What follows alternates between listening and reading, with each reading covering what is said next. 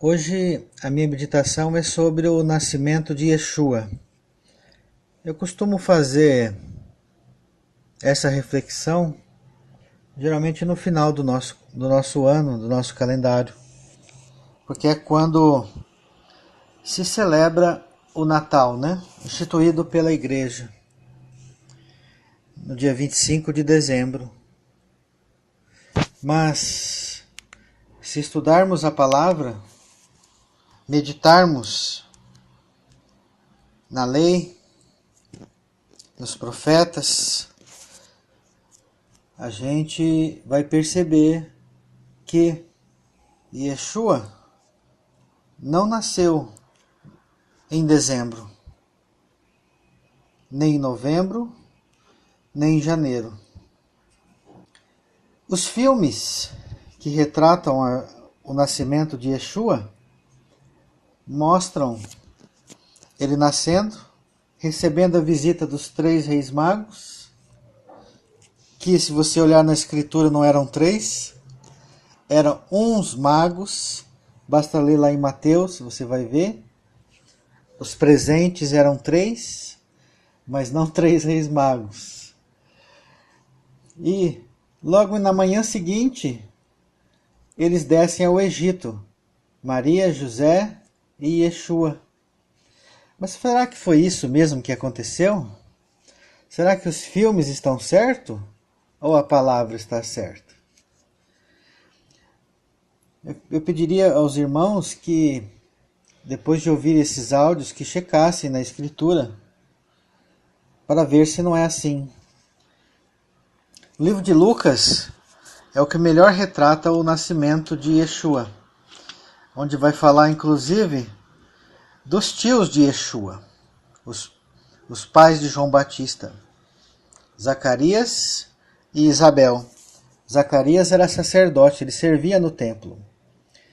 Então nós podemos saber quando Yeshua nasceu exatamente pelo sacerdote Zacarias, porque ele estava servindo no templo e após ele sair é que ele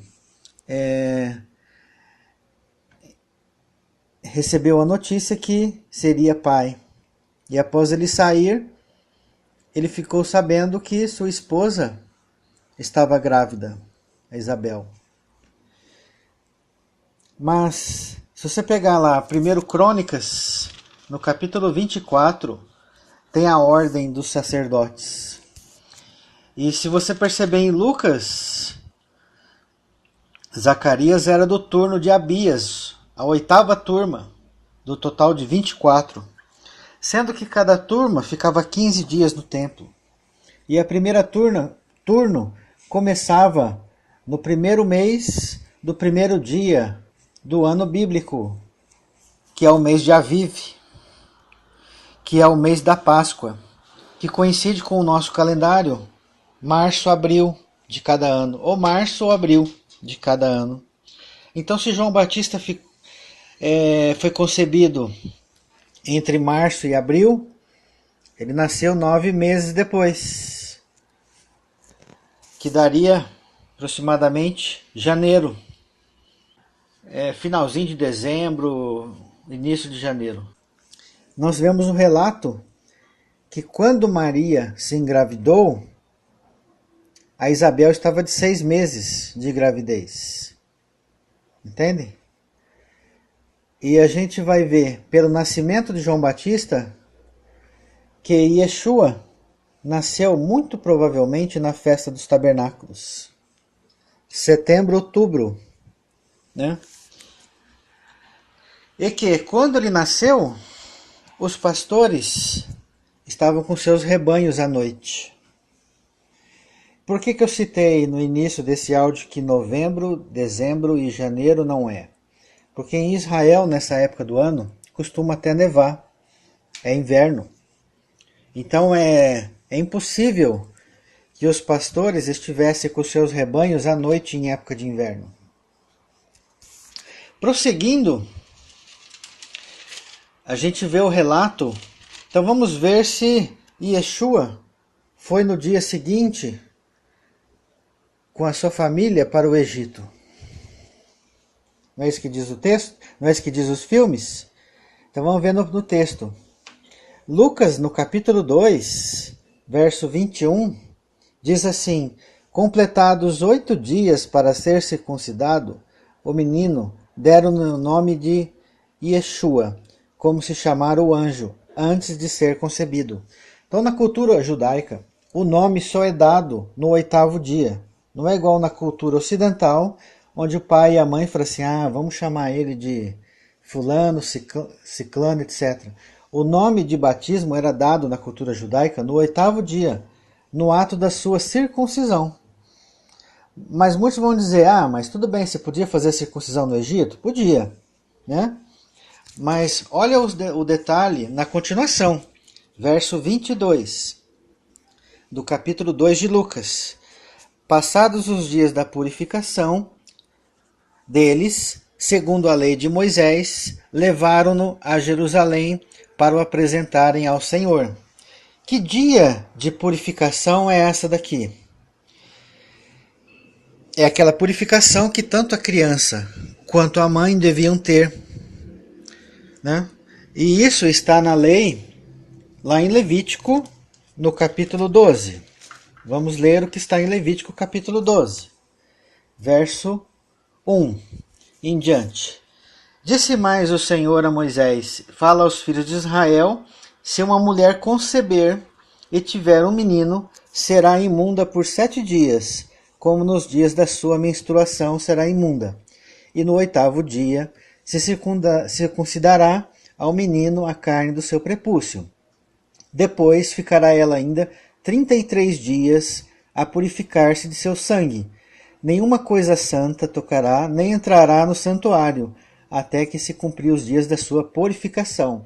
Mas se for menina, será imunda 2 semanas, como na sua menstruação, e ainda ficará 66 dias para se purificar. Ou seja, se nascer um menino, 40 dias.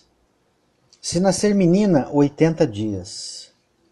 Somente depois disso é que poderia ser apresentado no templo. Eu pergunto aos irmãos, você acha que uma mulher que recém deu à luz iria sair de viagem montada num jumentinho até o Egito? Não existe o período de resguardo, né? Hoje, né? E hoje com todas as mordomias e facilidades, anda de carro para lá e para cá, né? Isso e aquilo, um conforto, mas naquele tempo não tinha. Então, vocês acham que eles desceram até o Egito e depois de 40 dias eles voltaram de novo para Israel e foram apresentar Yeshua no templo? Claro que não, irmãos, claro que não. Voltando para o texto lá de Lucas,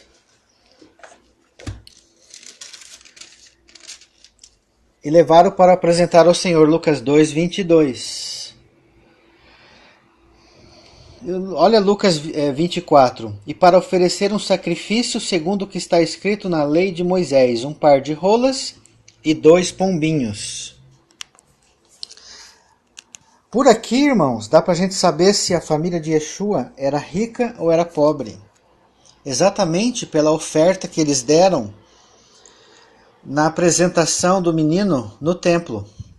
Então voltamos lá a ler Levítico, capítulo 12. Vamos ler o que está em Levítico, capítulo 12. Diz assim: e cumpridos os dias da purificação, verso 6, por filho ou filha, trará o sacerdote um cordeiro de 1 ano por holocausto, e um pombinho e uma rola por oferta pelo pecado na porta da tenda da congregação. O sacerdote o oferecerá perante o Senhor pela mulher e fará expiação, e ela será purificada do fluxo de sangue. Esta é a lei que dera à luz menino ou menina. Mas vocês lembram da oferta dos pais de Yeshua? Foi um par de pombas, né? 2 rolas e 2 pombinhos. Olha o verso 8, ó.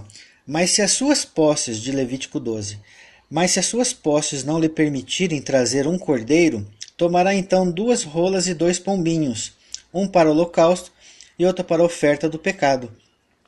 Assim o sacerdote fará expiação pela mulher e será limpa. É magnífico, irmãos. Como Yeshua, mesmo sendo criança, ele cumpriu a lei. E seus pais, por serem zelosos também da Torá, né, seguiram a Torá à risca. Você vê que ele foi no templo determinado, fez a circuncisão segundo no tempo determinado, né? Tudo isso em respeito, em temor ao Deus que eles serviam. E a gente vê também o decreto de Herodes, que manda matar as crianças de 2 anos para baixo. Ora, irmão, sejamos inteligentes. Se Yeshua fosse recém-nascido, por que vão matar crianças de 2 anos para baixo? Por que os irmãos acham que foi de 2 anos para baixo? Porque muito provavelmente Yeshua tinha entre 1 e 2 anos quando desceu ao Egito. Muito provavelmente. Então é isso, irmãos. Eu estou passando para vocês diariamente um pouco de comentários do Novo Testamento usando a Torá, usando a lei, para mostrar que a lei ela é boa, santa e agradável. E a lei explica muitas coisas que a gente não entende do Novo Testamento. Muitas coisas. E a gente passa a perceber que Yeshua mesmo disse, nem o i nem o tio da lei passará, até que tudo se cumpra. Não é porque ele cumpriu que a lei está abolida para todos nós. Ele cumpriu toda a lei, mas quer que nós andemos como ele andou, porque assim seremos de fato seus discípulos. Um abraço a todos e shalom, shalom.